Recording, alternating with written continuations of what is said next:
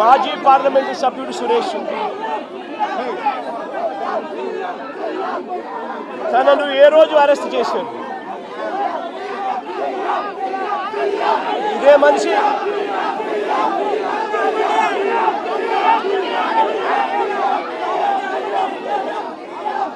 నాలుగో తారీఖున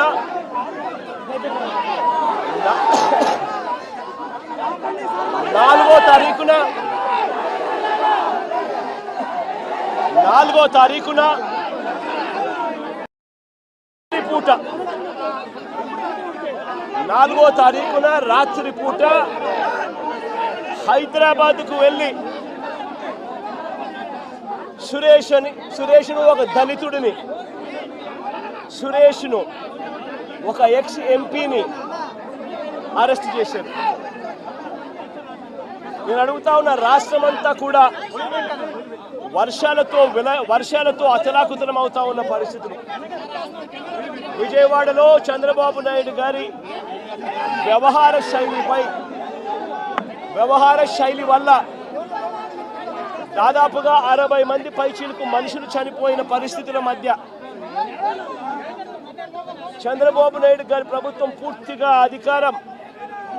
పూర్తిగా కూడా చంద్రబాబు నాయుడు గారి గవర్నమెంట్ అన్ని రకాలుగా ఫెయిల్ అయి మొట్టమొదటిసారిగా 60 మందికి పైగా చనిపోయిన పరిస్థితుల మధ్య విజయవాడ అంతా అతలాకుతలం అవుతా ఉంటే టాపిక్ డైవర్ట్ చేసేందుకు ఒక దళిత ఎంపీని 4వ తారీఖు రాత్రిని అరెస్ట్ చేస్తారు. విజయవాడ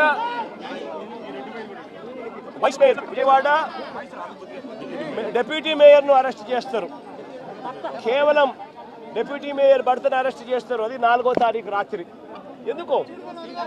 ఎందుకంటే ఇక్కడ చంద్రబాబు నాయుడు గారు పూర్తిగా ఫెయిల్ అయిపోయిన పరిస్థితుల్లో, 60 మంది చనిపోయిన పరిస్థితుల్లో చంద్రబాబు నాయుడు గారి గవర్నెన్స్ ఫెయిలియర్ను దారి మళ్లించేందుకు, డైవర్ట్ చేసేందుకు అరెస్ట్ చేస్తారు. అసలు ఈ కేసుకు సంబంధించి పూర్వాపరాలు చూస్తే ఈ కేసుకు సంబంధించి 3 సంవత్సరాల పైచిలకు 3-4 సంవత్సరాల కిందట జరిగిన ఈ ఘటన 2021 అంటే దాదాపుగా 4-5 సంవత్సరాల కిందట జరిగిన ఘటన. దాదాపుగా 4 సంవత్సరాల కిందట జరిగిన ఘటనలో ఈరోజు టాపిక్ డైవర్ట్ చేసేందుకు 4వ తారీఖు రాత్రిన సురేష్ను, దళిత ఎంపీని, విజయవాడ డిప్యూటీ మేయర్ భర్తను అరెస్ట్ చేస్తారు. నేను అడుగుతా ఉన్నా, సూటిగా నేను ఒక ప్రశ్న అడుగుతా ఉన్నా. ఆ రోజు ఏం జరిగింది? తెలుగుదేశం పార్టీకి సంబంధించిన అఫీషియల్ స్పోక్స్ పర్సన్ పట్టాభి అనే వ్యక్తి ఆ రోజు సిట్టింగ్ ముఖ్యమంత్రిగా ఉన్న అప్పట్లో సిట్టింగ్ ముఖ్యమంత్రిగా ఉన్న వ్యక్తిని బోసుడీకే అని తిట్టాడు. బోసుడీకే అంటే ఏమిటో తెలుసా? తెలుగుదేశం పార్టీ కార్యాలయంలో తెలుగుదేశం పార్టీ అధికార ప్రతినిధి ముఖ్యమంత్రిని ఆ రోజు అన్న మాట లంజా కొడక అని.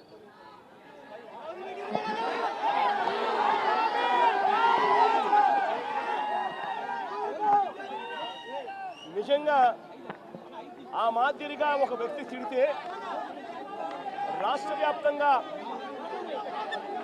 ఆ ముఖ్యమంత్రిని ప్రేమించే వాళ్ళు, వైఎస్ఆర్ కాంగ్రెస్ పార్టీని అభిమానించే వాళ్ళు, రాష్ట్ర వ్యాప్తంగా ఉన్న వాళ్ళందరికీ కూడా కడుపు మండదా?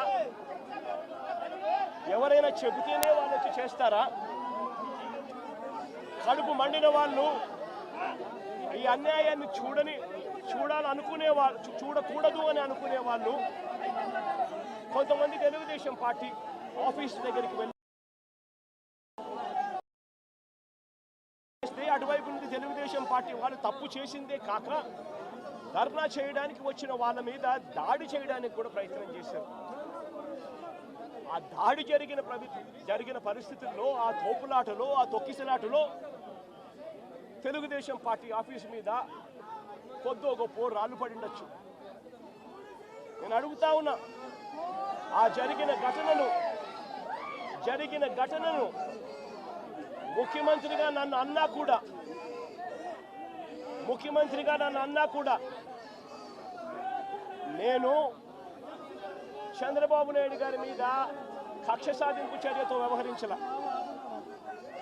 రాళ్ళు పడినాయి అని చెప్పి ఎప్పుడైతే తెలిసిందో వెంటనే అటువంటి ఆ ఘటనకు పోయిన వాళ్ళందరినీ కూడా ఎవరెవరు పోయారు అని చెప్పి ఆధారాలు చూసి అక్కడ ఉన్న సీసీ కెమెరాలో అక్కడున్న ఒక్కొక్క సెల్ ఫోన్ లొకేషన్స్ ఇవన్నీ ఆధారాల మేరకు చూసుకొని ఎవరెవరైతే పోయారో వాళ్ళందరినీ కూడా 41A ఇచ్చి వాళ్ళందరినీ కూడా అరెస్ట్ చూపించి కోర్టులో ప్రొడ్యూస్ చేయడం కూడా జరిగింది.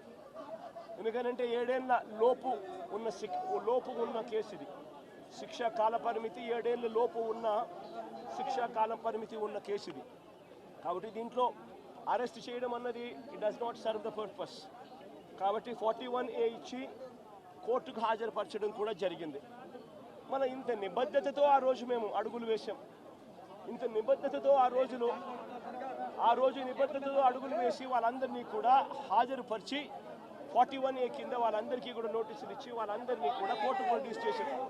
నేను అడుగుతా ఉన్నా, ఈరోజు సురేష్ కానీ లేకపోతే వీళ్ళు అరెస్ట్ చేసిన డిప్యూటీ మేయర్ హస్బెండ్ కానీ వీళ్ళల్లో ఏ ఒక్కరైనా కూడా ఆ రోజు కనీసం లొకేషన్లో ఉన్నారా? వీళ్ళ సెల్ ఫోన్లు ఎక్కడున్నాయో ట్యాగ్ చేస్తే తెలీదా? తెలుగుదేశం పార్టీ ఆఫీసులో సీసీ కెమెరాలు ఉండవా? ఆ సీసీ కెమెరాల ఫుటేజ్ చూస్తే తెలీదా? మరి అలాంటప్పుడు వీళ్ళెవరూ లేనప్పుడు 4 ఏళ్ల తర్వాత జరిగిన ఘటనలో మీరు ఇష్టం వచ్చినట్టుగా ఇప్పుడు మళ్ళీ దాన్ని తవ్వి దాంట్లో ఫాల్స్ విట్నెస్లని జోడు చేసి దాంట్లో ఉన్న వాళ్ళందరినీ భయపడిచి ప్రలోభాలు పెట్టి వాళ్ళతో లేనిపోని పేర్లన్నీ రాయిచ్చేసి మీ ఇష్టం వచ్చినట్టుగా నువ్వు అరెస్టులు చేయడం మొదలు పెడతా ఉన్నావు. రాష్ట్ర వ్యాప్తంగా కూడా ఇదే జరుగుతూ ఉంది. ఈ ఒక్క కేసే కాదు, ఇదే మాదిరిగానే రాష్ట్ర వ్యాప్తంగా కూడా జరుగుతూ ఉన్నాయి.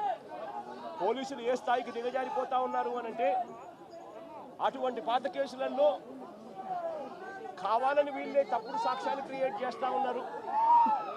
విట్నెస్లను వీళ్ళే బెదిరించి వీళ్ళే ప్రలోభపెట్టి వీళ్ళే తప్పుడు పేర్లు ఇరికిచ్చి వీళ్ళే కేసుల్లోకి తీసుకొచ్చే కార్యక్రమం చేస్తూ ఉన్నారు. నేను అడుగుతా ఉన్నది ఒకటి, ఒక తప్పుడు సాంప్రదాయానికి మీరు నాంది పలుకుతా ఉన్నారు. ఇదే గన కొనసాగితే నేను చెప్తా ఉన్నా, మీ ప్రభుత్వం ఎల్లకాలం ఉండదు.